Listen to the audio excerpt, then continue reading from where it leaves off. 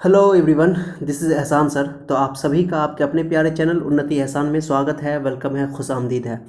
तो आज हम लोग ट्वेल्थ के फिजिक्स में पहले चैप्टर में एक नया टॉपिक पढ़ने जा रहे हैं जिसका नाम है dipole in a uniform external field. Okay, इससे पहले हम लोगों ने डायपोल को कवर किया। डायपोल की वजह से इलेक्ट्रिक फील्ड निकाला कि इलेक्ट्रिक फील्ड है उसके एक्सिस पे किसी पॉइंट पे क्या होगा, उसके इक्वेटोरियल पे किसी पॉइंट पे क्या होगा।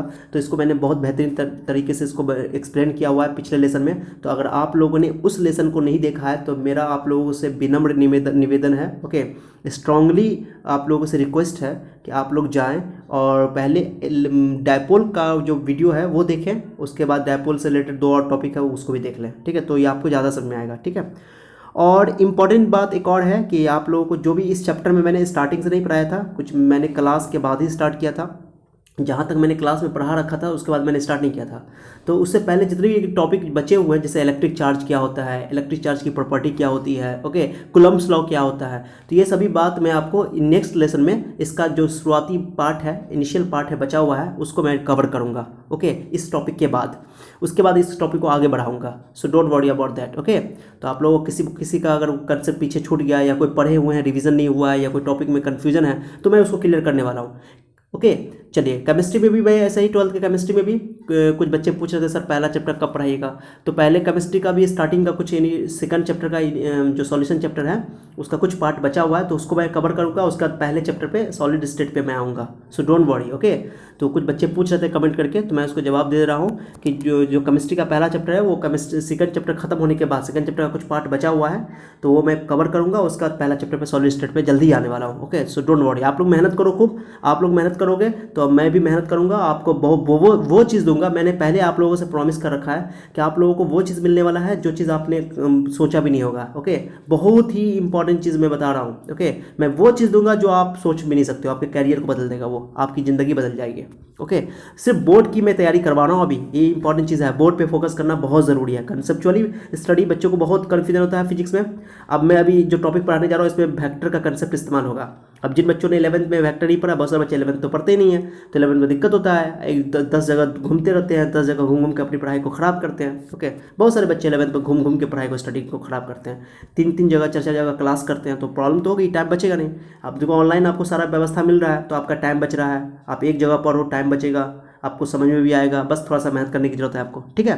तो जो आप लोगों को कोई टॉपिक अगर समझ में नहीं आता फिजिक्स का, जैसे मैं 12th पढ़ा रहा हूँ, अब वो टॉपिक समझ नहीं आता तो आप मुझे कमेंट करके बोलोगे सर इस पर हम ये टॉपिक मुझे समझ नहीं आ रहा है, आप इसका वीडियो बना दीजिए, तो मैं वीडियो बना दूंगा। जैसे इसमें वेक्टर का यूज़ होता है फिजिक्स में बहुत ज़्यादा, तो वेक्टर का मैं बेसिक एक वीडियो आप लोगों के लिए 12th वाले बच्चों के लिए मैं बना दूंगा कुछ दिन बाद, ओके। तो आप उसको देख लेना, 11th क्लास का बेसिक बना दूंगा 12th के रिलेटेड, ओके, जो 12th में काम आएगा।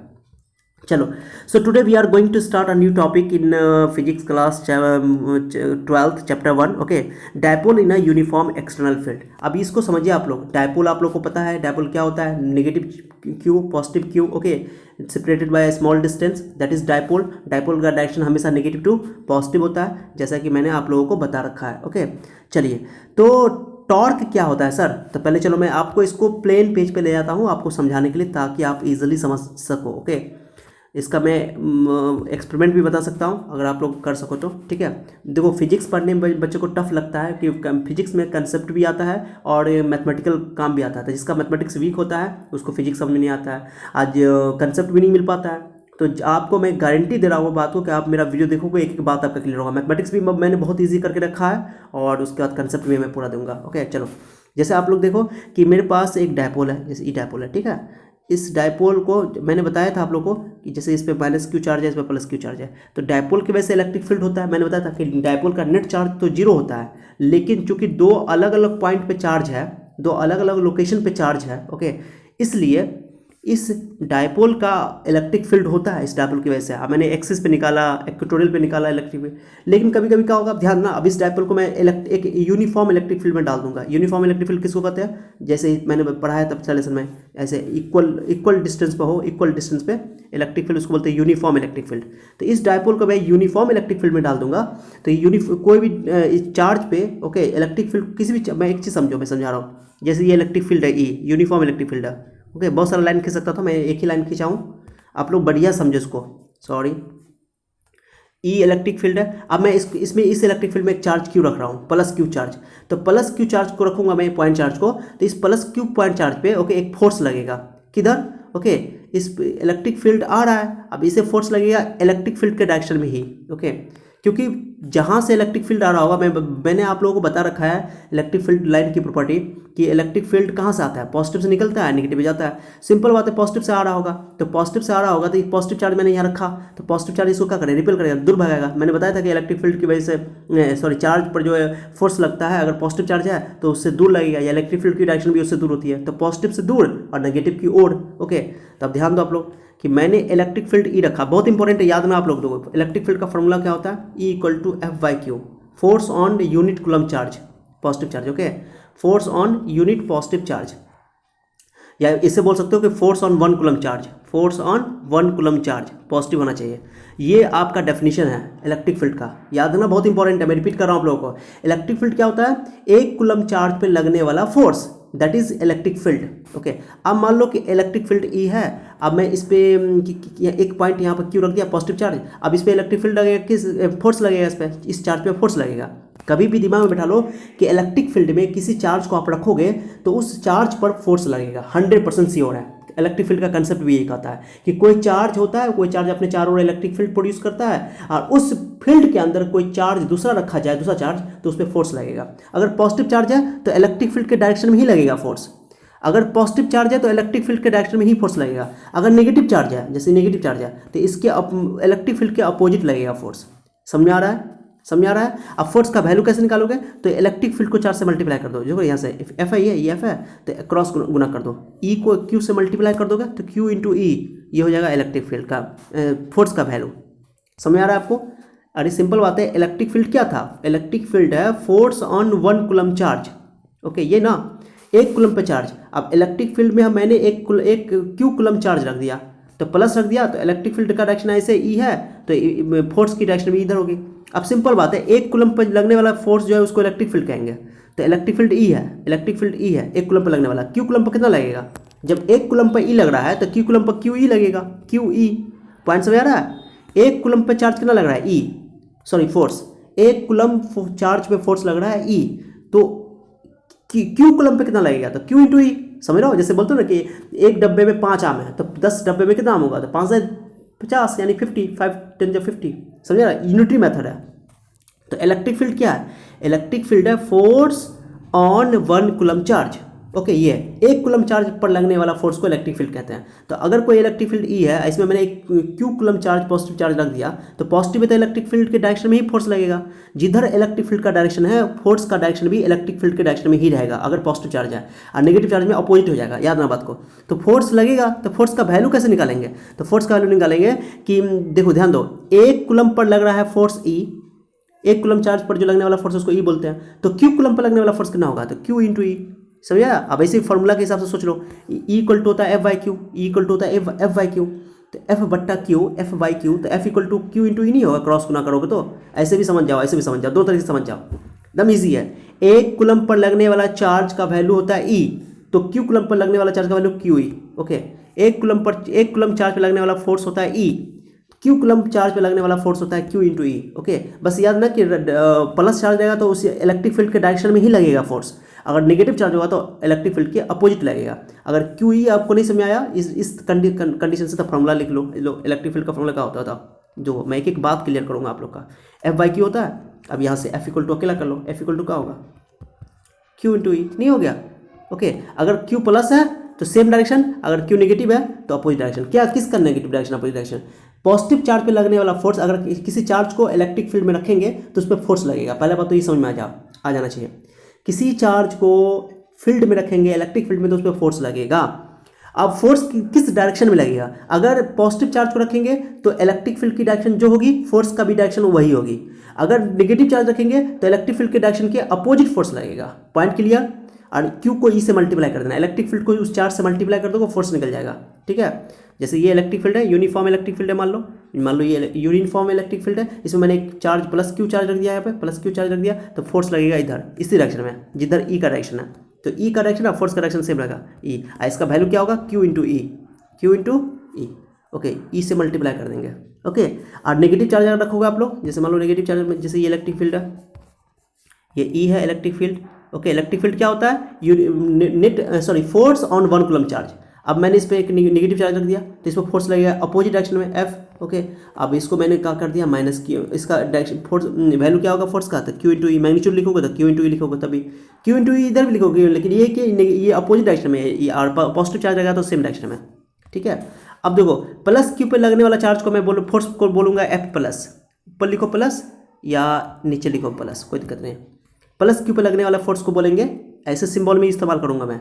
और नेगेटिव चार्ज पे लगने वाला फोर्स को मैं बोलूंगा एफ माइनस, या मैं ऐसे लिखूंगा एफ माइनस, ऐसे दोनों में से कोई भी सिंबल इस्तेमाल करो, ये सिंबल इस्तेमाल कर लो या ये सिंबल इस्तेमाल कर लो। समझ आ रहा है आप लोगों को, बहुत ईजी समझ में आ रहा होगा। ये सिंबल है force on negative charge, F इसको ऐसे लिख दूंगा तो बोलूंगा फोर्स ऑन पॉजिटिव चार्ज, तो इसका वैल्यू होगा क्यू इंटू ई। ओके, अब फोर्स ऑन नेगेटिव चार्ज तो मैं उसको बोलूंगा माइनस क्यू इंटू ई, क्यों, क्योंकि चार्ज नेगेटिव है, अपोजिट एक्शन हो गया, नेगेटिव का मतलब अपोजिट। ठीक है, चार्ज का तो मैग्नीट्यूड ही लेना है, चार्ज का साइन नहीं लेना है, मैग्नीट्यूड ही लेना है, लेकिन ये नेगेटिव आया है अपोजिट डायरेक्शन की वजह से। ठीक है, पॉइंट्स आया। एफ प्लस का मतलब क्या हुआ, फोर्स ऑन पॉजिटिव चार्ज, तो आंसर क्या होगा इसका क्यू इंटू ई। प्लस क्यों लिखा मैंने, मैग्नीट्यूड लिखा है इसलिए कि सेम डायरेक्शन में। और एफ माइनस लिखूंगा तो इसका मतलब फोर्स ऑन नेगेटिव चार्ज था, माइनस क्यू इंटू ई। माइनस क्यू लिखा गया क्योंकि ई और एफ का डायरेक्शन अपोजिट होगा इसलिए। ठीक है, पॉइंट समझ आ रहा है। चलो, तो इतना बात समझ में आ गया होगा। अब आते हैं डायपोल पे। अब चलो ये डायपोल समझ लो, जैसे ये डायपोल है, सॉरी मैं एक डायपोल को मैं ऐसे रख दे रहा हूँ। ठीक है, ये डायपोल को समझो एकदम एक डंटा है, जैसे मान लो ये डायपोल है, इसको मैंने एक इलेक्ट्रिक फील्ड में डाल दिया, इलेक्ट्रिक फील्ड ई में। अब बताओ इलेक्ट्रिक फील्ड में इस डायपोल पे एक पे प्लस क्यू चार्ज होगा, इसको समझो आप लोग, इस पे माइनस क्यू चार्ज होगा, बढ़िया समझो। और ध्यान देना, इसका एक वेक्टर होता है, डायपोल का वेक्टर क्या होता है, डायपोल मोमेंट, जो कि पी कहलाता है, पी। ओके, अब इस क्यू पे चार्ज ऐसे लगेगा, फोर्स लगेगा इधर इस डायरेक्शन में, क्यों इधर लगा रहा है, इधर क्यों लगा रहा है, क्योंकि डायरेक्शन इलेक्ट्रिक फील्ड का डायरेक्शन इधर है, तो फोर्स भी उधर लगेगा पॉजिटिव चार्ज पर। पॉजिटिव चार्ज पे इलेक्ट्रिक फील्ड के डायरेक्शन में ही फोर्स लगेगा, तो इसको एफ प्लस बोल दो। और नेगेटिव चार्ज पे कितना लगेगा, उसका अपोजिट, तो एफ माइनस बोल दो। पॉइंट समझ आया। अब बताओ नेट फोर्स इस डायपोल पे कितना लग रहा है, इस डायपोल पे ये डंटा है, मान लो इसको पकड़ के हम इधर से 5 न्यूटन से इधर खींच रहे हैं राइट, और लेफ्ट खींच रहे हैं 5 न्यूटन से, तो नेट फोर्स तो जीरो हो जाएगा, क्योंकि प्लस 5 न्यूटन और minus 5 Newton, net force zero. तो ये बॉडी कहीं जाने वाला नहीं है, ये डायपोल है, मान लो डायपोल एक डंटा है, एक पेन है, तो ये डंटा जो है कहीं जाएगा, नहीं जाएगा। क्यों नहीं जाएगा सर, क्योंकि नेट फोर्स इस पर जीरो लग रहा है। राइट साइड में जितना फोर्स लग रहा है उतना ही लेफ्ट साइड में फोर्स लग रहा है। फोर्स का मैग्नीट्यूड सेम है लेकिन अपोजिट है, तो अपोजिट होने की वजह से फोर्स नेगेटिव इक्वल है और अपोजिट है, तो नेट फोर्स तो जीरो हो जाएगा। यानी ये डायपोल ये कहीं नहीं जाएगा, डायपोल यहीं पर रहेगा। मतलब डायपोल में कोई ट्रांसलेशनल मोशन नहीं होगा। ट्रांसलेशनल मोशन का मतलब होता है कि इसमें कोई लीनियर मोशन नहीं होगा, ये कहीं अपनी जगह से खिसकेगा नहीं। पहला बात तो ये समझ में आना चाहिए, समझ आया। लेकिन अगर एक और बात, अब यहाँ पर क्या है कि जैसे मान लो कि फोर्स इधर लग रहा है, इस कोना पे इधर लग रहा है, तो ये क्या होगा, ये घूमना शुरू हो जाएगा, रोटेशन शुरू हो जाएगा, माने घूर्णन करना शुरू हो जाएगा, चक्कर काटना शुरू हो जाएगा। नेट फोर्स तो जीरो है, लेकिन इसमें एक टॉर्क पैदा होगा। टॉर्क कहते हैं टर्निंग इफेक्ट को। टॉर्क का मतलब होता है कि रोटेशन होना, जैसे पंखा होता है ना, पंखा को देखते हो तो पंखा कहीं जाता है अपनी जगह से। जो सीलिंग फैन होता है, सीलिंग फैन जो तुम ऑन करते हो, सीलिंग फैन तो तुम्हारे सीलिंग से ही जुड़ा रहता है। ऑन करने पर उसमें क्या होता है, रोटेशन होता है कि नहीं होता है।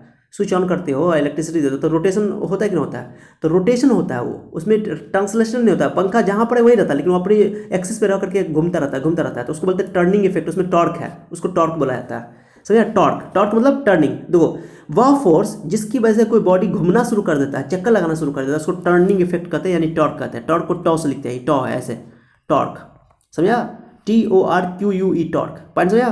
तो याद है ना कि कोई वस्तु, जैसे मान लो कोई बॉडी ए है, यहाँ पे ये बॉडी जा रहा है आगे, तो ये किस वजह से जा रहा है, ये फोर्स की वजह से जा रहा है। मान कि ये मान लो ये मूव कर रहा है, ट्रांसलेशन ये जो है एक एक्सेलरेटेड मोशन में है, तो इसमें कोई फोर्स लग रहा होगा, ओके, लीनियर मोशन में। लेकिन अगर कोई बॉडी घूम रहा है, चारों ओर घूम रहा है पंखा की तरह, ओके, रोटेशनल मोशन कर रहा है, तो उसमें कौन फोर्स लग रहा है, जो फोर्स लग रहा है उसको बोलते हैं टॉर्क।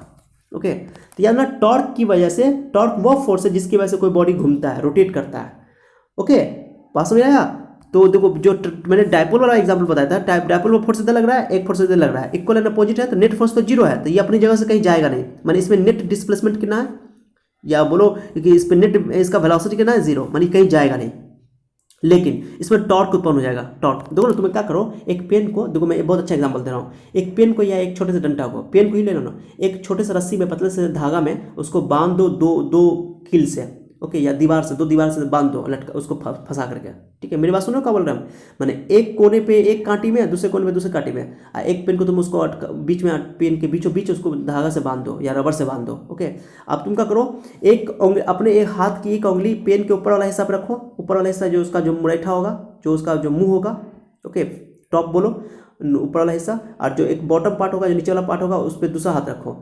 एक उंगली से फोर्स उसको उस पर राइट लगाओ, ओके, राइट लगाओ या आगे लगाओ, ओके, और एक पर तुम उसके ऊपर नीचे की ओर लगाओ, यानी कि नीचे ऊपर वाला पे देखो, ऊपर वाला जो टॉप वाला पार्ट है, टॉप पर तुम फोर्स लगाओ राइट की ओर, ओके, और जो नीचे वाला पार्ट है बॉटम पार्ट, उस पर लेफ्ट की ओर फोर्स लगाओ, देखो घूमना शुरू हो जाएगा, ओके, घूमना शुरू, उसको बोलते हैं टर्निंग इफेक्ट आया। वो घूमना क्यों शुरू किया, क्योंकि उसमें टॉर्क उत्पन्न हो गया। पॉइंट समझ आया। तो देखो नेट फोर्स इस पे जीरो है, लेकिन इस पे फोर्स जो लग रहा है दो अलग अलग पॉइंट पे, दो अलग अलग पॉइंट पे लग रहा है, और ये अपोजिट है और इक्वल है, तो नेट फोर्स तो जीरो है, तो ये अपनी जगह से हटेगा नहीं, इसमें कोई ट्रांसलेशनल मोशन नहीं होगा, ये अपनी जगह से हटेगा नहीं।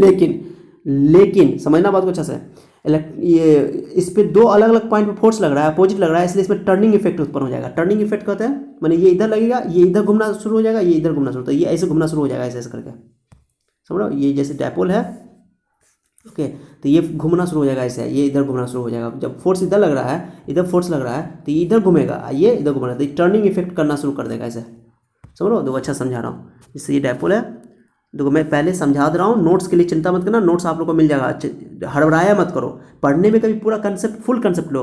12th में बच्चों को फिजिक्स में यही सब चीज़ सब नहीं क्लियर होता है, क्योंकि 11th तो बच्चे पढ़ते नहीं है, लोगों के दिमाग में बैठा हुआ है, स्टूडेंट के दिमाग में first year is rest year, okay, तो जिसकी वजह से बहुत प्रॉब्लम होता है। आप फिजिक्स वाले टीचर्स अभी 12th भी स्टार्ट करते हैं, तो 12th में वो पढ़ाना कुछ बेसिक बताते नहीं बच्चों को बहुत कन्फ्यूजन होता है फिजिक्स में, खासतौर से बायोलॉजी वाले बच्चों को, तो फिजिक्स से तो क्या बोलते हैं बुखार लग जाता है फिजिक्स में आकर के।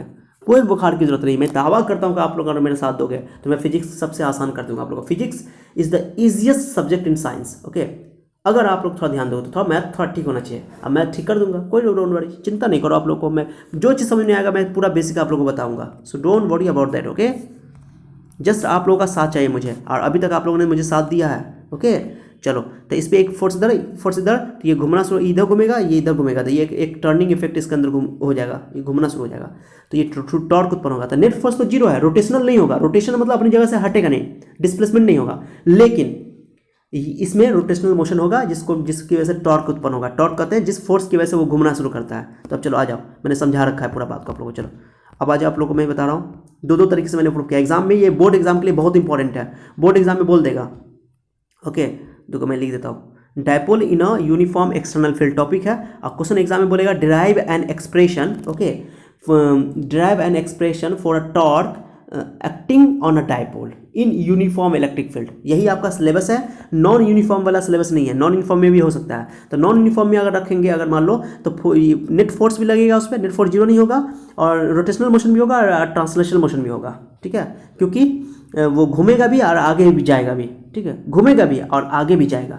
इसको बोलते हैं कि वो ट्रांसलेशनल मोशन भी कर रहा है, रोटेशनल मोशन भी कर रहा है। जैसे तुम लोग झूला पे झूले हो गए हो, जो एक झूला होता है ना, जो तुम लोग झूलते हो, उसका नाम मैं भूल गया हूँ, जो सर्कुलर झूला होता है, जो तुम लोग बाजार में मार्केट में जाते हो कोई कहीं घूमने उमने के लिए, तो वहाँ पर झूला चलता भी रहता है, ओके, और जिस पर तुम बैठे हो वो भी घूम रहा है, तो उसको कह सकते हो कि वो तो उससे रोटेशनल मोशन हो रहा है। एक ब्रेक डांस वाला होता है, ओके। ब्रेक डांस में क्या होता है, ब्रेक डांस में तुम्हारा एक सर्कुलर पाथ होता है, तो वो तुम जिस पे चेयर पे बैठे हो, तो चेयर भी रोटेट करता रहता है, चेयर भी घूमता रहता है, और चेयर जिस सरफेस पे है वो सरफेस भी घूमता रहता है। तो रोटेशनल भी हो रहा है उसमें और ट्रांसलेशनल भी हो रहा है, ये भी बोल सकते हो, ठीक है, कोई बात नहीं है। याद ना कि कोई एक चीज़ रोटेट भी कर रहा है, ट्रांसलेट भी कर रहा है, मतलब अपनी जगह से जा भी रहा है और गोल गोल घूम भी रहा है, ओके। समझ लो बात को क्या बोल रहे हैं हम। हाँ, जैसे साइकिल का चक्का देख लो, सबसे इजी एग्जांपल है। साइकिल का चक्का घूमता भी रहता है और रोटेट भी कर रहा है, गोल गोल घूम भी रहा है, आगे भी जाता रहता है, तो उसको कहते हैं कि वो ट्रांसलेशनल मोशन भी कर रहा है और रोटेशनल मोशन भी कर रहा है, ठीक है। पॉइंट समझ आ रहा है। चलो एक एक बात को मैं समझाने की कोशिश कर रहा हूँ। अब ये बोर्ड एग्जाम के लिए बहुत इंपॉर्टेंट है, कंपटीशन के लिए भी इंपॉर्टेंट है, थियोरेटिकली कंसेप्चुअली, क्योंकि इससे न्यूमेरिकल आता है। मैं न्यूमेरिकल भी ऐड करवा रहा हूँ आप लोगों से, ओके। न्यूमेरिकल भी हर टॉपिक में मैं करवाता रहूँगा, क्योंकि न्यूमेरिकल बनाने से आपका कंसेप्ट क्लियर हो जाएगा, ओके। सो जस्ट आप लोगों का ध्यान इधर चाहिए मुझे। चलो ध्यान दो आप लोग।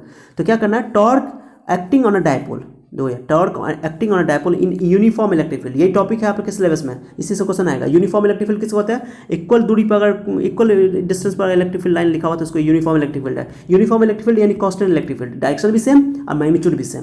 क्लियर? पॉइंट समझ आ रहा है? चलो अब मैं इसको थोड़ा बड़ा करके आपको समझाता हूँ। मैंने लैंग्वेज बहुत ईजी लिखा है, लैंग्वेज बहुत बड़ा नहीं है, खाली सिर्फ आप लोग ध्यान से यहाँ देखो। ओके, ओनली आपको अटेंशन देना है यहाँ पे।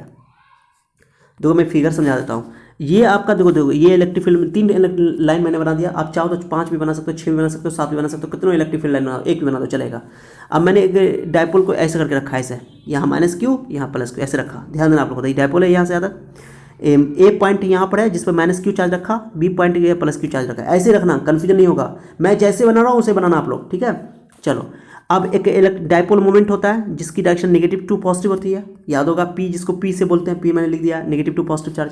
अब ये जो इलेक्ट्रिक फील्ड है E और जो डायपोल मोमेंट है जैसे P नेगेटिव टू पॉजिटिव ये डायरेक्शन, वो कुछ ना कुछ एंगल बना रहा होगा, कहने कुछ ना कुछ एंगल मैंने रख दिया। जैसे तुम लोग देखो कि मान लो कि ये इलेक्ट्रिक फील्ड है और डायपोल को भी मैं ऐसे रख दूँ, ऐसे रख दूँ तो एंगल 0 हो जाएगा।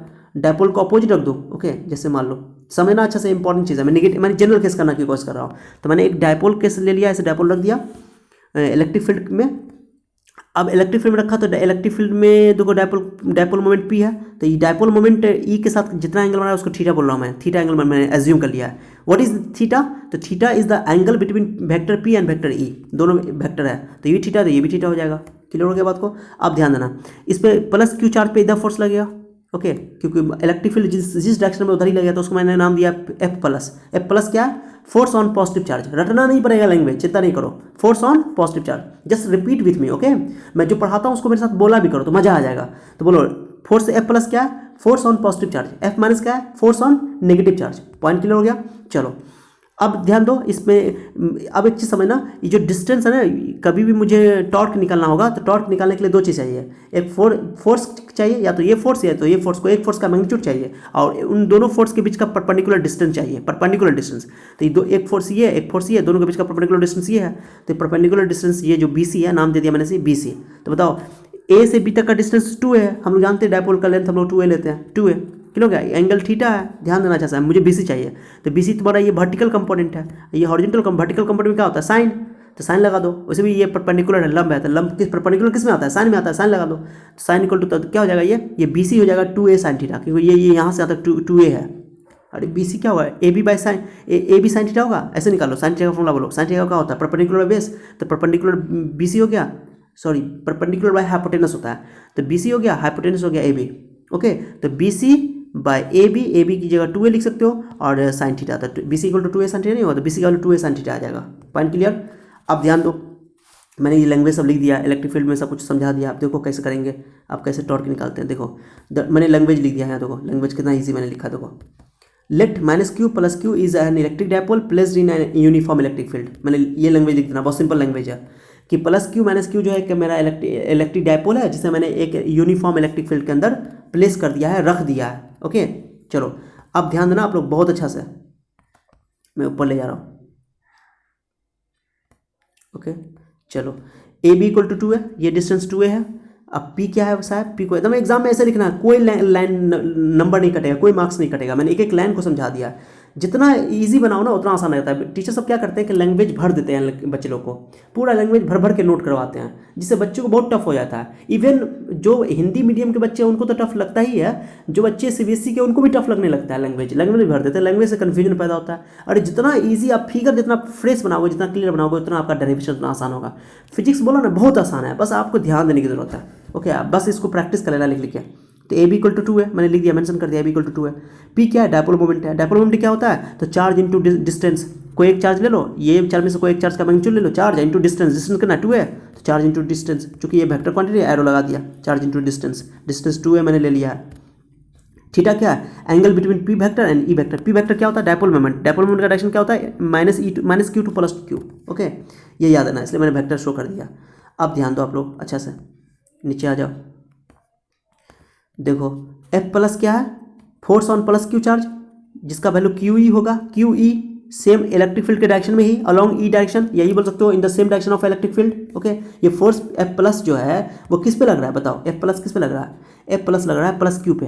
ओके, तो इलेक्ट्रिक फील्ड में अगर किसी चार्ज को रखते हैं, मैंने अभी बता रखा अभी मैंने आपको डिटेल किया कुछ देर पहले ही कि प्लेन पेज पे कि अगर किसी चार्ज को इलेक्ट्रिक फील्ड में रखेंगे तो उस पर फोर्स लगेगा। तो ये plus Q charge electric field में रखा हुआ है तो फोर्स लगेगा इलेक्ट्रिक फील्ड के डायरेक्शन में। जिधर इलेक्ट्रिक फील्ड है तो इलेक्ट्रिक फील्ड इधर है तो फोर्स भी उसी डायरेक्शन में लगेगा। ठीक है, तो plus F plus minus Q पर लगेगा नेगेटिव अपोजिट डायरेक्शन में, इलेक्ट्रिक फील्ड के अपोजिट में दे दो, अपोजिट लगा F माइनस बोल दिया मैंने।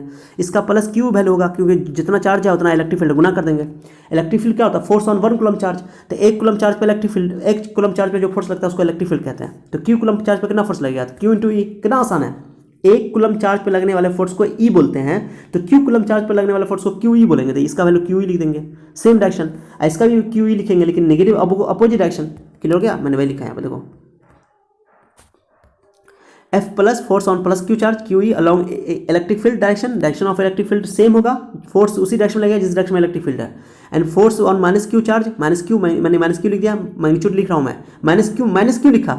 माइनस लिखा इलेक्ट्रिक फील्ड के अपोजिट डायरेक्शन होने की वजह से, नेगेटिव चार्ज की वजह से नहीं लिखा। चार्ज का मैग्नीट्यूड लेना है, चार्ज कभी भी नेगेटिव चार्ज का तुम ये नहीं ले रहा plus minus sign. Charge minus Q की वजह से मैंने माइनस Q नहीं लिया है, बात को समझो। यहाँ पे ये माइनस साइन दिया गया है, इलेक्ट्रिक फील्ड अपोजिट डायरेक्शन में, फोर्स जो है इलेक्ट्रिक फील्ड के अपोजिट लग रहा है, इसलिए मैंने माइनस लगा दिया। ठीक है, तो ये प्लस Q चार्ज, ये प्लस Q फोर्स है, ये माइनस Q फोर्स। अब नेट फोर्स कितना हो जाएगा? तो नेट फोर्स ऑन डायपोल, तो net force plus Q minus Q cancel, net force okay plus Q minus Q cancel कर दो, जीरो हो जाएगा। तो नेट फोर्स तो जीरो है डायपोल पे, यानी डायपोल मूव नहीं करेगा, रोटेट नहीं करेगा, नो रोटेशनल मोशन। ओके, अब चलो, बट चूंकि अपोजिट फोर्स लग रहा है, चूंकि ये फोर्स जो अपोजिट लग रहा है और इक्वल लग रहा है, तो इसलिए इस पर ये दो अलग अलग पॉइंट पे लग रहा है, तो इसलिए दो अलग अलग पॉइंट पे लगने वाला फोर्स वो जो है वो एक कपल बनाता है। कपल मतलब एक जोड़ा, पेयर। Okay, turning effect. तो ये इधर इसको घुमाएगा और ये इसको घुमाएगा, तो नेट फोर्स तो जीरो है, लेकिन एक अपोजिट फोर्स लगने की वजह से, दो अलग अलग पॉइंट पे फोर्स लगने की वजह से इस पर एक टॉर्क पैदा होगा। टॉर्क मतलब रोटेट करना शुरू करेगा। क्या शुरू करना करेगा? तो मैंने तो लैंग्वेज लिख रखा है आप लोगों के लिए। ओके, दो बहुत आसान में लैंग्वेज लिखा, but there will be a torque. Torque को टॉ लिखते हैं, टॉ है एक ग्रीक लेटर है। ओके, अल्फा बीटा गामा होता है ना टॉर्क, तो टॉर्क कैसे लिखोगे? टी लिख दोगे, टी को थोड़ा पैर को मोड़ दो, ऐसा पैर थोड़ा टेढ़ा कर दो छाता के जैसा। समझ रहे हो क्या बोल रहा हूँ मैं? टॉर्क कैसे लिखो? टॉ बोलते हैं इसको, टॉ, TAU टॉ। ओके, टॉ, ये टॉ छाता के जैसा टॉ बना दो, टॉ, ये ग्रीक लेटर है। ठीक है, याद रखना बात को। तो टॉर्क लिखते हैं इसको इन डायपोल, तो डायपोल में एक टॉर्क पैदा हो जाएगा। टॉर्क क्या होता है सर? तो टॉर्क होता है कि जो फोर्स लग रहा है जिस दो पॉइंट पर, दोनों फोर्स में से कोई एक फोर्स का मैग्नीट्यूड, दोनों फोर्स में से एक फोर्स का मैग्नीट्यूड। टॉर्क का डेफिनेशन सुनो, दोनों फोर्स में से कोई एक फोर्स का मैग्नीट्यूड ले लेंगे और उनके बीच का परपेंडिकुलर डिस्टेंस, ये डिस्टेंस BC। ठीक है, चलो, तो मैंने लिख दिया लैंग्वेज यहाँ पे, देखो अच्छा से देखो, मैं थोड़ा बड़ा करके आपको बताता हूँ, थोड़ा बड़ा कर दूंगा तो थोड़ा समझ में ज़्यादा आएगा। ध्यान देना आप लोग एक एक बात। तो ये कोई एक वेक्टर, कोई एक फोर्स का मैग्नीट्यूड एंड BC क्या है? उनके बीच का परपेंडिकुलर डिस्टेंस, दोनों फोर्स के बीच का परपेंडिकुलर डिस्टेंस है। ये डेफिनेशन होता है टॉर्क का, सो चिंता मत करना। अब फोर्स का मैग्नीट्यूड क्या था? QE, और कोई एक का रखना, दोनों का नहीं रखना, QE मैग्नीट्यूड ही लेना है। BC क्या होता है? 2a sin theta. मैंने बताया BC कैसे 2a sin थीटा, देखो यहाँ मैंने लिख दिया, देखो यहाँ पर डब्बा में मैंने लिख दिया, देखो ध्यान दो। sin थीटा इक्वल टू क्या होगा? BC/AB। कहो सर कैसे BC/AB हो गया? देखो फिगर देखो, ये राइट एंगल ट्रायंगल है, ये राइट एंगल ट्रायंगल है। ओके, ये डॉट है, ये बाबू ये डॉट सब है, डॉट देना। ठीक है, इसलिए मैंने पूरा सॉलिड लाइन नहीं खींचा। तो बताओ sin थीटा इक्वल टू क्या होगा? परपेंडिकुलर बाय हाइपोटेनस, तो BC/AB मैं लिख दिया मैंने। क्लियर है? क्योंकि BC चाहिए मुझे, अभी क्या चाहिए? BC। तो देखो sin थीटा लगा दिया, तो BC/AB, तो BC equal to AB sin theta, AB का वैल्यू 2a है। ओके, 2a रख दिया मैंने। क्लियर हो गया? अरे समझ आ रहा है? बहुत आसान है। तो 2a sin थीटा हो गया, 2a sin थीटा। अब यहाँ देखो, मैं अभी डायपोल मोमेंट क्या था आपका? डायपोल मोमेंट क्या था? देखो डायपोल मोमेंट क्या लिखा था मैंने, डायपोल मोमेंट। हाँ देखो, चार्ज और दोनों के बीच के डिस्टेंस को मल्टीप्लाई कर दो, डायपोल मोमेंट बन जाएगा, डायपोल मोमेंट। तो देखो चार्ज भी है यहाँ पे, चार्ज भी है और दोनों के बीच का डिस्टेंस भी है, तो Q इंटू 2 अलग कर, एक साथ कर दो, E sin थीटा को अलग कर दो, तो P हो गया, P sin थीटा हो गया। अब P sin थीटा को P क्रॉस E भी बोलते हैं। ध्यान देना, जो वेक्टर का डॉट प्रोडक्ट और क्रॉस प्रोडक्ट होता है, वो अगर नहीं आता है आप लोगों को तो मैं एक बेसिक बनाऊंगा तो उसमें आ जाएगा आप लोगों को। तो साइन आता है तो क्रॉस लिख देते हैं और कॉस आता है तो डॉट लिख देते हैं।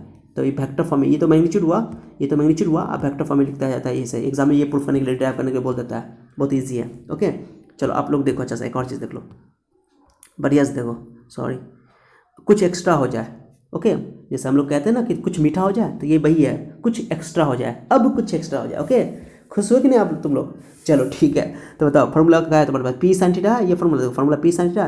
तो अगर मान लो कि डायपोल को मैं इलेक्ट्रिक फील्ड के डायरेक्शन में ही रख दूँ, ऐसे ही रख दूँ, डायपोल ऐसे रख दूँ, जैसे अभी थोड़ा एंगल पे रखा था, थीटा एंगल पे, अब ऐसे में एंगल में रख दूँ तो एंगल तो 0 डिग्री हो जाएगा, माइनस क्यू प्लस क्यू। तो पी का डायरेक्शन इधर और ई का डायरेक्शन इधर, तो सेम डायरेक्शन में एंगल 0 होता है, तो साइन का 0 का वैल्यू कितना होता है 0, तो टॉ का वैल्यू 0 हो जाएगा, मैंने उसमें कोई रोटेशन नहीं होगा, तो उसको बोलते हैं स्टेबल इक्विलिब्रियम। क्या बोलते हैं उसको? Stable equilibrium. ठीक है, चिंता मत करना, स्टेबल मतलब एकदम फिक्स है, वहाँ पर रेस्ट में है। और अगर अपोजिट डायरेक्शन रख दोगे, प्लस क्यू इधर माइनस क्यू इधर, तो अपोजिट हो गया, पी का डायरेक्शन इधर हो गया, ई का डायरेक्शन इधर हो गया, तो अपोजिट में 180 डिग्री लेते हैं, तो साइन 180 का वैल्यू भी 0 होता है। ओके, लेकिन ये अनस्टेबल कहलाएगा, क्योंकि इस पर फोर्स जो लगेगा इधर लगेगा, इस पर फोर्स इधर लगेगा, तो अनस्टेबल हो गया। ठीक है, तो इसको अनस्टेबल इक्विलिब्रियम कहते हैं, लेकिन अभी भी टॉर्क 0 है, टॉर्क 0 है, घूमेगा नहीं। चलो, और उसका अगर मान लो थीटा 90 डिग्री लोगे, मान कि ऐसे रख दोगे, ऐसे ध्यान देना, तो मैं यहाँ नीचे दिखा रखा हूँ, मैं थोड़ा सा बड़ा कर देता हूँ आप लोगों के लिए। चलो, थोड़ा दिखाई दे रहा है माइनस क्यों नीचे? चलो ये देखो, अगर थीटा 90 हो जाएगा तो साइन 90 वैल्यू मैक्सिमम होता है, जैसे ऐसे डायपोल कैसे रख दिया, इलेक्ट्रिक फील्ड ऐसे रख दिया, तो 90 डिग्री हो गया, 90 डिग्री केस में क्या बोलते हैं, मैक्सिमम फोर्स लगेगा, क्योंकि साइन 90 1 होता है। ठीक है, साइन 90 कितना होता है 1, तो यहाँ पर साइन 90 का वैल्यू 1 होगा, तो पी हो जाएगा, साइन 90 1 हो जाता है, तो मैक्सिमम टॉर्क 90 के केस में लगता है, तो बोलेगा वो मैक्सिमम टॉर्क कब लगता है, जब थीटा 90 डिग्री हो। पॉइंट क्लियर हो गया? तो this is very very easy, तो उम्मीद करते हैं okay, hopefully okay you all understand, okay very well. तो बहुत अच्छे समझ में आ गया होगा, बहुत इजी टॉपिक है। तो मैंने इसका आप लोग क्या करो कि आपको एग्जाम में अगर पूछेगा तो ये पूरा डेफिनेशन के साथ आप लिख दोगे, ये पूरा लिख दोगे, यहाँ तक प्रूफ करने के लिए बोलेगा, पूरा बात को सब लिख दोगे, फिगर वगैरह सब उतार दोगे, अच्छा से फिगर बनाने की कोशिश करना, अच्छा से फिगर में कोई ज़्यादा दिमाग नहीं लगाना, बहुत ईजी मैंने यहाँ प्रूफ कर रखा है। टीचर सब बहुत लैंग्वेज लिख देते हैं, मैंने बहुत ईजी लैंग्वेज में लिखा है आप लोगों के लिए, एग्जाम में फिक्स ही आएगा। ओके, आता है, इंपॉर्टेंट है एग्जाम के लिए, आए या नहीं आए उससे मतलब नहीं है, आपको सिलेबस पूरा कवर करना है। ओके, इस सोच के मत चला करो एग्जाम के लिए कि सर ये एग्जाम में आएगा तो ये पढ़ेंगे, ही नहीं आएगा, तो ऐसा नहीं, छोड़ छाड़ नहीं करना है किसी को, पूरा सिलेबस पढ़ना है आप लोगों को, और सिलेबस पूरा रिवीजन करना है, ये आएगा वो आएगा ये सब का डिसाइड नहीं करना है, सिलेबस पूरा पढ़ना है, समझ कर मजा आएगा। So don't worry about that. मैं फिजिक्स इस तरह पढ़ाऊंगा ना तुम लोगों को कि विजुलाइज कर सकते हो, विजुलाइज जब कर लोगे तो फील होगा, जब फील करोगे ना तो मजा आएगा फिजिक्स पढ़ने में, फिजिक्स से लव हो जाएगा। ओके चलो, अब इसका एक और मेथड प्रूफ करने का मैं बता रखा हूँ सेकंड वाला में। ओके, सेकंड मेथड देख लो, उसमें वेक्टर का ज्ञान होना जरूरी है, अगर वेक्टर आता है तो सेकंड मेथड तुमको समझ में आएगा, नहीं तो नहीं आएगा। आपको सर सेकंड मेथड आप क्यों बताते हैं सबका, तो देखो जिसको जो मेथड इजी लगेगा वैसे एग्जाम में बनाना है, एक ही मेथड से बनाना है। ओके, लेकिन मैं दो मेथड इसलिए बता देता हूँ, कभी कभी न्यूमेरिकल सवाल सॉल्व करने में, कुछ कंसेप्चुअल क्वेश्चन सॉल्व करने में मेथड सब यूज हो जाता है, इसलिए मैं वो भी मेथड बता देता हूँ जो दूसरा मेथड होता है। तो देखो इसके बाद सेकंड मेथड है, स्क्रीनशॉट ले लो और नोट कर लो। ठीक है, चलो मैं सेकंड मेथड यहाँ बता रहा हूँ। सेकंड मेथड में बेस देखो यहाँ पे, मैंने उसी को प्रूफ करने का, पी क्रॉस पी को। ओके, कैसे सेकंड मेथड में देखो, एक ये एक्स वाई एक्सिस है, ये एक्स एक्सिस है, एक्सिस ले रहा हूँ, एक्स एक्सिस के अलॉन्ग यूनिट वेक्टर आई कैप लेते हैं, वाई एक्सिस के अलॉन्ग यूनिट वेक्टर जे कैप लेते हैं। जिसको आता है अच्छी बात है, नहीं आता टेंशन मत लेना, मैं वेक्टर पढ़ा दूंगा बेसिक में। ओके चलो, जिसको आता है तो ठीक है, देख लो सेकंड मेथड समझना जरूरी है, नहीं आता है तो कोई वेक्टर नहीं आता तो छोड़ दो इसको, फर्स्ट मेथड से रिवीजन कर लो, मैं न्यूमेरिकल आगे बता रहा हूँ, न्यूमेरिकल सॉल्व कर लो। ठीक है, चलो ध्यान दो, तो आप लोग देखो, तो जितना मेथड आएगा उतनी अच्छी बात है, कंसेप्ट क्लियर होता है। तो एक मैं डायपोल मैंने ऐसे रख दिया ऑरिजिन के साथ, ऐसे टच करके ऑरिजिन के साथ, इस पर plus Q charge minus Q charge, ध्यान देना, तो फोर्स इस पर लगेगा एफ प्लस, इस पर लगेगा एफ माइनस, ऐसा करके ध्यान दो अच्छा से। तो मैंने क्या किया कि डिस्टेंस लिया एक्सिस से, डिस्टेंस कहाँ से लिया, परपेंडिकुलर डिस्टेंस एक्सिस से, तो एक्सिस से लेंगे तो ऐसे डिस्टेंस लेंगे, तो ये वेक्टर हो जाएगा। ओके, तो वेक्टर नीचे से ऊपर स्टार्ट करोगे ऊपर, तो ये एम ए वेक्टर, इसका नाम क्या है, एम ए वेक्टर। तो एम ए क्या हो जाएगा, ए साइन थीटा, क्योंकि ये तो ए है, टोटल तो 2a है, लेकिन मैं यहाँ तक नहीं ले रहा हूँ, सिर्फ ए एम नहीं ले रहा हूँ, तो ए साइन थीटा, तो ए एम हो जाएगा ए साइन थीटा, ये हो जाएगा ये एन बी लोगे, ये एन बी ऐसे लोग, एन बी एक्सिस से मेजर करना है, तो एन बी हो जाएगा, वो भी हो जाएगा ए साइन थीटा। लेकिन इसका ये क्या है, ये वाई एक्सिस के अलॉन्ग है, ऊपर है ना वाई एक्सिस में क्या लेते हैं जे, तो ये हो जाएगा जे कैप से गुना हो जाएगा, जे कैप, और ये हो जाएगा माइनस जे कैप उल्टा। ठीक है, तो ए एम ए हो जाएगा जे से मल्टीप्लाई होगा, और एन बी मल्टीप्लाई होगा माइनस जे से। ठीक है, और ये फोर्स जो लग रहा है ये एक्सिस के डायरेक्शन लग रहा है, तो ये आई कैप से गुना होगा, ये माइनस आई कैप से गुना होगा, क्योंकि ये अपोजिट है एक्स एक्सिस के। बस यही समझना वेक्टर में। तो देखो एफ प्लस, ध्यान दो, सॉरी, ओके एक मिनट, चलो ध्यान दो, देखो आप लोग यहाँ एफ प्लस है, यहाँ पे देख रहे हो एफ प्लस, तो एफ प्लस में क्यू आई कर दिया, आई क्यों कर दिया सर, क्योंकि ये इधर लग रहा था, तो आई कैप राइट के लिए आई कैप, एक्स एक्सिस के अलॉन्ग लेते हैं आई कैप, तो एक्स उसका दो डायरेक्शन हो गया, राइट लोगे तो आप प्लस आई कैप लोगे और लेफ्ट लोगे तो minus I cap. Y x के अलॉन्ग भी लेंगे तो जे कैप लेंगे, तो ऊपर लेंगे तो प्लस जे कैप और नीचे लेंगे तो माइनस जे कैप। ओके, ये सब याद होगा आप लोगों को, ठीक है। तो भाई मैंने लिख दिया, सॉरी, ओके चलो। तो एफ माइनस वाला में माइनस आई कैप लिख दिया। चलो थोड़ा छोटा करके बताता हूँ, चलो यहाँ पे देखो, तो ये इधर लग रहा है माइनस एफ माइनस, तो ये माइनस आई कैप हो जाएगा। तो ये क्यू, इसका वैल्यू क्यू ही है, तो देखो इस Q E minus I cap, इसका वैल्यू क्यू ही होगा, क्यू ही होगा, मैग्नीट्यूड तो सेम रहेगा लेकिन डायरेक्शन इधर आप सेम डायरेक्शन है एक्स एक्स के, तो प्लस आई कैप हो गया ये। और ए बी 2A है, ओ ए और ओ बी दोनों ए ले लिया मैंने। चलो एम ए कैसे लिखोगे, एम ए ऐसे लिखेंगे, ऐसे डायरेक्शन लेंगे, नीचे से एक्सिस से मेजर करेंगे हमेशा एम ए। तो एम ए हो गया ए साइन थीटा, और डायरेक्शन का लोगे वाई एक्सिस का सेम डायरेक्शन में ऊपर में है, एबव है, तो प्लस जे कैप से मल्टीप्लाई कर दो। एन बी लोगे, N B A B N नहीं लोगे, एन बी लोगे, एक्सिस से मेजर करना है, तो हो जाएगा A sine minus J cap, नीचे है, ओके, वाई एक्सिस का उस डायरेक्शन में। चलो ये हो गया। अब आ जाओ, अब क्या होता है, अब यहाँ से पूरा काम है तुम्हारा, ध्यान देना अच्छे से, थोड़ा बड़ा करके मैं बताता हूँ, ध्यान दो आप लोग, ठीक है। देखो टॉर्क का फॉर्मूला होता है, ये टॉर्क का फॉर्मूला है, ये टॉर्क का फॉर्मूला है, टॉर्क का फॉर्मूला था R cross F, okay, R cross F, ये फॉर्मूला होता है 11th का है, इसको बोलते हैं moment of force, moment of force भी बोलते हैं, टर्निंग इफेक्ट भी बोलते हैं। जहाँ भी मोमेंट लग जाता है ना उसको आर से मल्टीप्लाई कर देते हैं। तो देखो आर क्रॉस एफ, अब इसमें तो दो कंपोनेंट हो गया, डिस्टेंस भी है, फोर्स भी है। अब डिस्टेंस तो दूठो है साहब, ओके, अरे डिस्टेंस तो दूठो है ना, रुक जाओ, डिस्टेंस आपके पास दो है, एक डिस्टेंस तो ये वाला है, ध्यान दो, मैं फिगर थोड़ा छोटा करके बताता हूँ। देखो एक डिस्टेंस आप फोर्स दोगे, एक फोर्स इधर है, एक फोर्स इधर है, और डिस्टेंस ये है, एक डिस्टेंस ये है, ओके। तो देखो फोर्स ये वाला लोगे तो डिस्टेंस ये लोगे, ये वाला, ओके, और फोर्स अगर ये लोगे तो डिस्टेंस ये लोगे, ठीक है, बस यही है, दोनों को जोड़ दो, वेक्टर के हिसाब से जोड़ दो, समझ आया। तो मैंने वही काम कर दिया। देखो तो एक तो लिया आर प्लस वाला, इधर वाला जो एक्सेस वाला था ऐसे वाला ऊपर खड़ा हुआ, और एफ इधर लग रहा था, और एफ प्लस, अब बीच में प्लस दो वेक्टर, ये आर माइनस, ये एफ माइनस, ये इधर वाला जो फोर्स लग रहा था, एक ऊपर वाला, ओके। चलो ध्यान दो, दो फिगर में दिखा देता हूँ, ये सेकंड मेथड में देखो, ये जो है ये आर प्लस हो गया, ये एम ए जो हुआ, एम ए ये आर प्लस हुआ, ये आर प्लस हुआ, और ये एफ प्लस, तो इसको गुना कर देंगे, और फिर ये तुम्हारा आर माइनस हो गया, सॉरी ये एफ माइनस हो गया, ये आर माइनस हो गया, दोनों को मल्टीप्लाई कर दो और दोनों को वेक्टर के हिसाब से जोड़ दो, ओके, बहुत आसान लगेगा। चलो तो ये R plus A M A, गलती मैंने लिख दिया, देखो गलती हो गया, यहाँ पे ए एम लिख दिया मैंने, गलती हो गया, ये एम ए है, एम ए कर दो, देखो मैंने यहाँ लिख रखा है एम ए, यहाँ पर गलती हो गया, सही कर लो, इसलिए मैं बोल रहा हूँ, ये एम ए है, एम ए मैंने बोला एक्सिस से मेजर करना है, देखो यहाँ देखो एक्सिस से मेजर करना है, देखो ये M A, sorry M A लेना है, एम ए नीचे से ऊपर ऐसे ऐसे, सॉरी ऐसे एम ए लेना है, इसको एन बी लेना है, एक्सिस से मेजर करना है, तो वहाँ वेक्टर गलती हुआ है, यहाँ सही लिखा हुआ है, देखो यहाँ पर मैंने लिख रखा है, ओके, यहाँ मैं जो लिख रखा हूँ यहाँ पर सही लिखा हुआ है, एम ए एन बी, ये सही है, वहाँ गलत हो गया यहाँ पे, तो एम ए कर दो, उसको एम ए कर दो, और इसको बी एन कर दो, ओके, एम ए ये सही है, एन बी दो ये सही है, फिर ये एन बी सही है, बट ये सिर्फ गलती हो गया, एम ए कर दो इसको, एम ए ये सिर्फ गलत है, एम ए, ओके। अब देखो एम ए का वैल्यू रख दो तुम, ए साइन थीटा जे cap plus J cap, okay, मैंने लिख दिया ये वाला, और एफ प्लस है तो क्या बोलते क्यू ई आई कैप, ओके, समझ आ रहा होगा, ओके। चलो उसके बाद एन बी वाला वैल्यू रख दो, A sine theta minus J cap, F minus Q minus I cap, खाली ए एम को सही कर लो, एम ए बाकी सब सही है, ओके।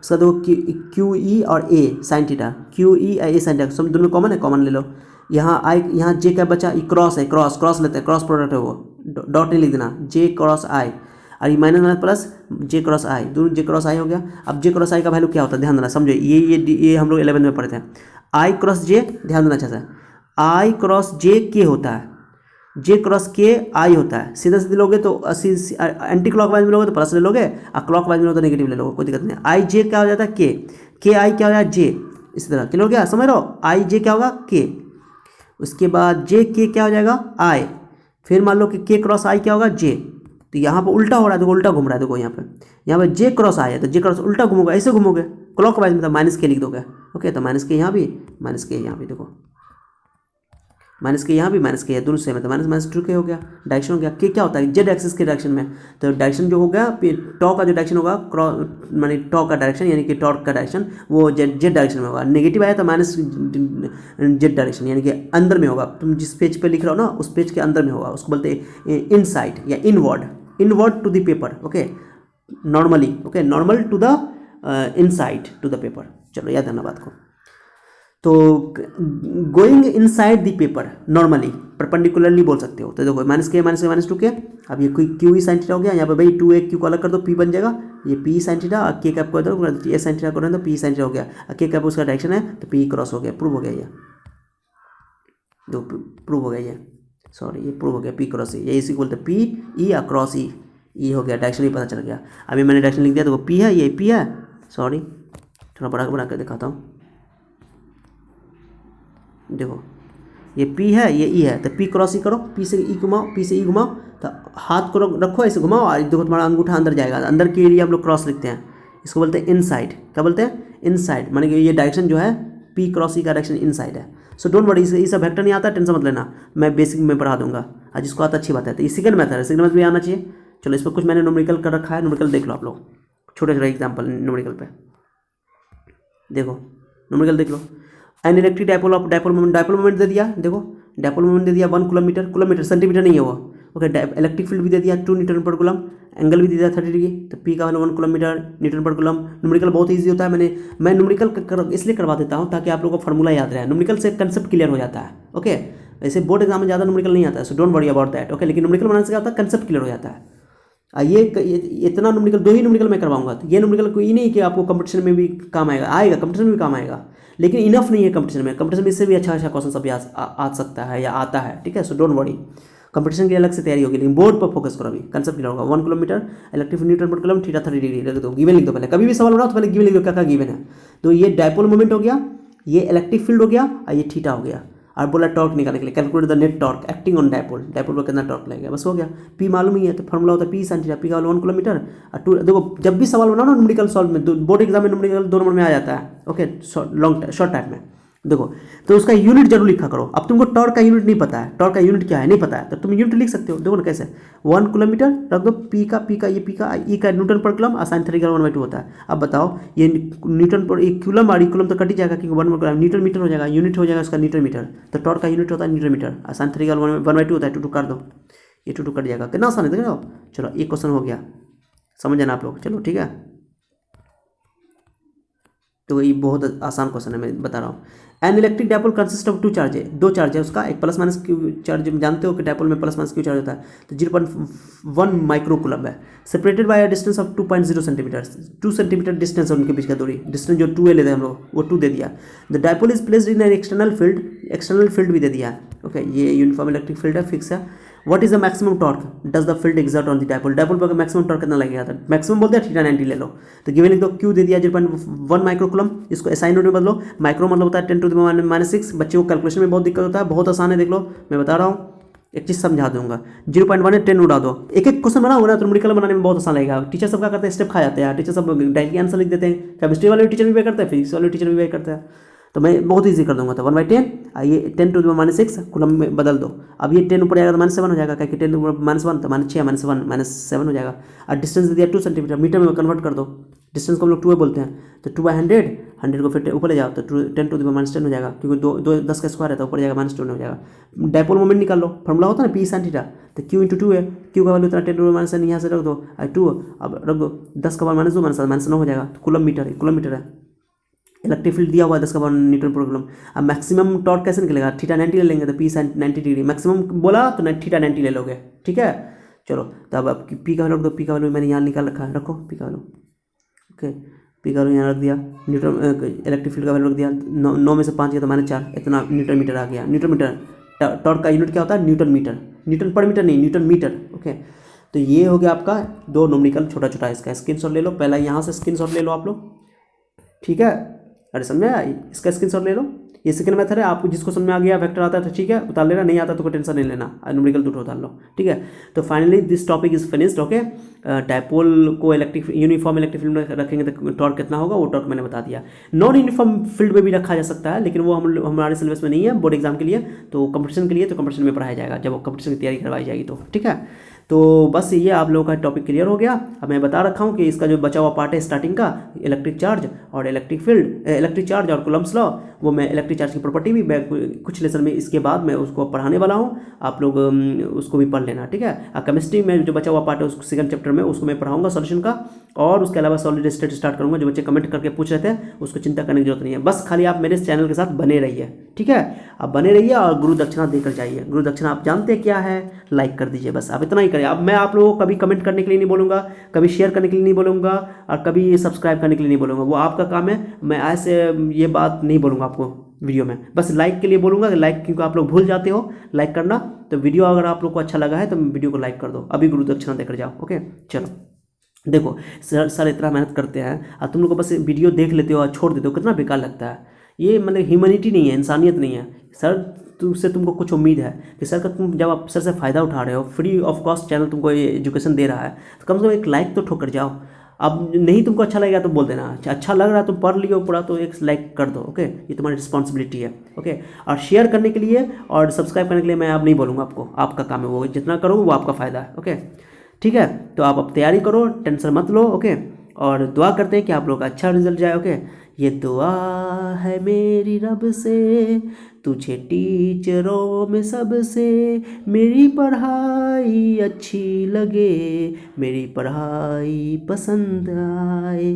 कहोगे सर क्या हो गया तुम लोग एंटरटेन करें, क्या करें, गाना आता नहीं है मुझे तो ये करें, इसलिए मुझे प्यार करते रहना, ओके। और ये इसी तरह प्यार करते रहोगे तो हम भी आप लोगों को इस तरह आप लोगों के लिए बहुत मेहनत करेंगे जहाँ तक होगा पॉसिबल, ओके। चलिए मिलते हैं हम लोग नेक्स्ट लेसन में, तब तक अपना ख्याल रखिए, बाय।